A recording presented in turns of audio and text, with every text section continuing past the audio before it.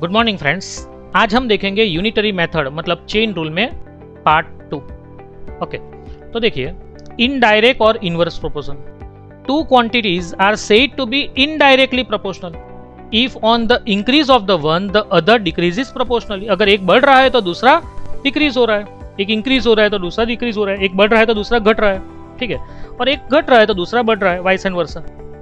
Okay, देखिए एक example समझते हैं। जो हमने पार्ट 1 में देखा था वही एग्जांपल है। 10 men can do the piece of work in 6 days. Then 15 men can do a same type of work in how many days? ठीक है, अगर 10 बंदों को एक काम 6 दिन में होता है, 10 बंदे जो अगर आते हैं तो वो एक काम 6 दिन में करते हैं, तो 15 बंदे आएंगे तो कितने टाइम में होगा? अगर हम ये कर रहे हैं कि 15 × 6/10 तो वो अपना गलत जाएगा। 15 × 6/10 करेंगे तो देखिए यहाँ पे मैंने 5 2 10, तो ये 5 कैंसिल हुआ, ये 5 3 15 और यहाँ पे 2 3 6 किया है मैंने, ठीक है। तो मेरा आंसर क्या आएगा? 9 डेज। और ये 9 डेज मेरा गलत है। क्यों गलत है? तो अगर 10 बंदे को 6 दिन लगते हैं तो 15 बंदे होंगे, आदमी ज्यादा आए तो काम तो जल्दी खत्म हो जाएगा।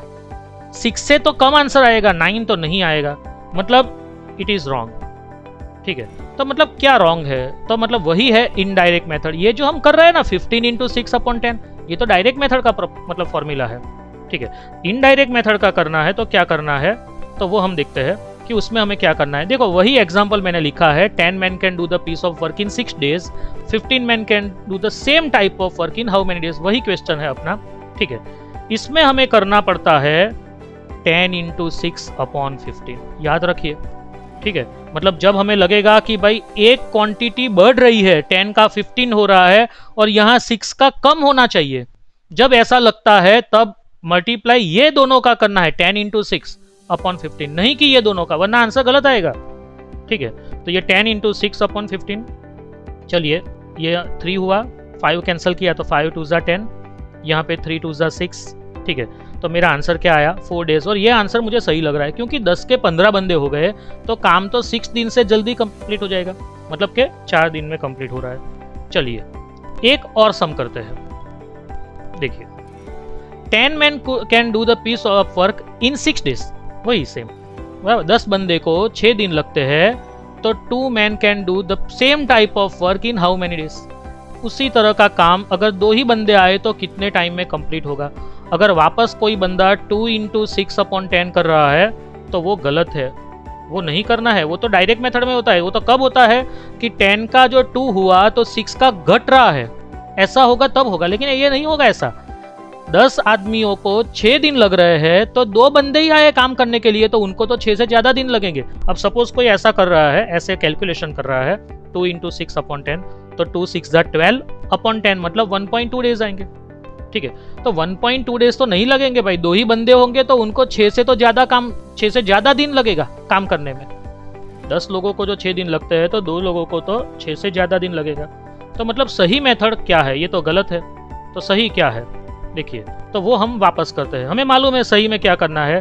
जब हमें लगता है कि भाई ये क्वांटिटी डिक्रीज हो रही है, 10 का 2 हो रहा है और यहाँ पे इंक्रीज होने वाली है, ये घट रही है और यहाँ पे बढ़ रहा है, ऐसा लगता है हमें, तो मल्टीप्लाई हमें 10 × 6/2 करना है, ठीक है।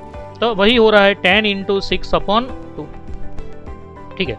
तो वो हम करते हैं और यहाँ पे अपना आएगा 2 3 6, ठीक है। सो अपना आंसर आएगा 30 डेज, ठीक है। तो ये हमें समझना है कि देखिए अगर बंदे बढ़े 10 to 15 हुए, मतलब ये क्वांटिटी इंक्रीज हुई तो ये क्वांटिटी डिक्रीज हुई, 6 का क्या हो गया? 4 हो गया, ठीक है। 1 वेरिएबल इंक्रीजेस, अगर ये इंक्रीज हो रहा है, बढ़ रहा है, देन अदर डिक्रीजेस मतलब अदर डिक्रीज हो रहा है, घट रहा है। सिमिलरली 1 वेरिएबल डिक्रीजेस, अगर ये डिक्रीज हो रहा है, डिक्रीज मतलब घट रहा है, देन अदर वेरिएबल इंक्रीजेस मतलब ये बढ़ रहा है। 6 का क्या आंसर आया? 30 आया। इसी को कहते हैं इनवर्स प्रोपोर्शन, ठीक है। ये सम को मैं यहीं रहने देता हूं, ओके। अब यही सम को अगर ये मैन एंड डेज के सम आएंगे तो बार बार ये सोचना कि भाई ये डायरेक्ट मेथड है या इनडायरेक्ट मेथड है, वो तो डिफिकल्ट है, टफ है, ठीक है। तो इससे अच्छा मैं आपको एक फॉर्मूला बताता हूं और ये फॉर्मूला आपको बाय हार्ट कर देनी है, ठीक है। और वो फॉर्मूला है m1 d1 t1 r1 e1/w1 is equal to m2 d2 t2 r2 e2/w2। अब इसमें ये जो M1 एंड M2 है, मतलब जो M है वो क्या है, तो M equal to number of workers या फिर नंबर ऑफ मशीन्स या फिर नंबर ऑफ मैन या फिर नंबर ऑफ वीमेन, मतलब जो काम कर रहा है वो M है। ठीक है। D मतलब क्या है, ये D1 एंड D2 में मतलब जो D होता है वो D क्या है, तो D है नंबर ऑफ डेज, मतलब वो कितने दिन काम कर रहे हैं, 4 दिन 10 दिन, जैसे यहाँ पे 6 डेज। ठीक है, तो वो D मतलब डेज है। ये D1 मतलब क्या है, जो फर्स्ट सेंटेंस होता है, देखिए ये फर्स्ट सेंटेंस है मेरा, तो उसमें 10 मैन है, तो ये मैन जो है वो M1 इक्वल टू 10 है। ये फर्स्ट सेंटेंस में 6 डेज है, तो वो D1 इक्वल टू 6 डेज है। अब ये सेकंड सेंटेंस है, तो सेकंड सेंटेंस में जो 2 मैन है वो M2 हो गया। अब कितने डेज फाइंड आउट करना है, मतलब D2 फाइंड आउट करना है। ठीक है, चलिए T मतलब टाइम, ये टाइम कब होता है, सब में टाइम भी आता है कि भाई 10 लोग 5 दिन में काम कर रहे हैं, लेकिन वो रोज के 5 आवर्स काम कर रहे हैं, कोई रोज के 7 आवर्स काम कर रहे हैं, कोई रोज के 8 आवर्स काम कर रहे हैं। तो रोज का कितना घंटा काम कर रहे हैं वो बताने के लिए T का यूज करते हैं, टाइम। फिर R मतलब क्या है, तो वो है रेशियो पर हेड।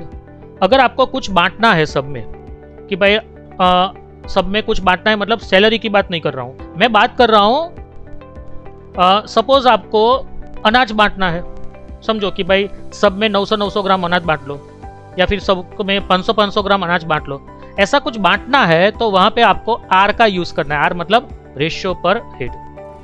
E मतलब एफिशिएंसी। एफिशिएंसी मतलब काम करने की कार्यक्षमता, किसकी कार्यक्षमता कितनी है। कभी कभी क्या होता है कि एक ग्रुप ऐसा होता है जिसमें 5 मैन काम कर रहे हैं, दूसरा जो ग्रुप है उसमें 15 वीमेन काम कर रही है, मतलब स्त्री काम कर रहे हैं। ठीक है, तो मैन एंड वुमन का मतलब जो है, तो वहां 1 मैन इक्वल टू 2 वीमेन, मतलब एक बंदा एक मैन इतना काम कर रहा है जितनी 2 वीमेन काम कर रही है। तो ऐसा है, तो वहां पे होता है एफिशिएंसी। ठीक है, दोनों ग्रुप अलग अलग है, दोनों में काम करने वाले लोग अलग अलग है, लेकिन वो दोनों के बीच में कुछ रिलेशन दे रखा है। और ये जो W है लास्ट वाला, वो होता है वर्क और वेजिस, कितना काम किया। कोई कहता है मैंने 50 सप्लीमेंट्री चेक किए, कोई कहता है मैंने 10 मीटर लंबी दीवार बनाई। ठीक है, तो वो सब जो होता है वो होता है वर्क। वेजिस मतलब सैलरी, कितनी सैलरी मिली। ठीक है, तो ये हमें समझना है। देखो यही फॉर्मूला, यही कॉन्सेप्ट के बेस पे मैं ये सम वापस करता हूँ। ठीक है, और करके देखो यहाँ पे मुझे 10 मैन दे रखा है, फर्स्ट लाइन वाला है, तो ये जो मैन है वो मेरा बन जाएगा M1 इक्वल टू 10 मैन। देख लीजिए ये जो 6 डेज है वो मेरा बन जाएगा D1 इक्वल टू 6 डेज। ठीक है, मतलब ये पहली लाइन है, तो डेज मतलब D हो गया, मैन मतलब M हो गया। अब दूसरी लाइन की बारी है, तो ये मेरा बन जाएगा M2 इक्वल टू 2 मैन, और मुझे फाइंड करना है D2, मतलब डेज कितने हैं वो फाइंड करना है। अब देखिए मेरी फॉर्मूला तो इतनी बड़ी है, उसमें से मुझे कौन कौन सी क्वांटिटी दे रखी है, तो M1 D1 मतलब ये दोनों, और यहाँ पे M2 D2 मतलब ये दोनों। ठीक है, तो उसके हिसाब से मेरी फॉर्मूला उतनी ही बनेगी।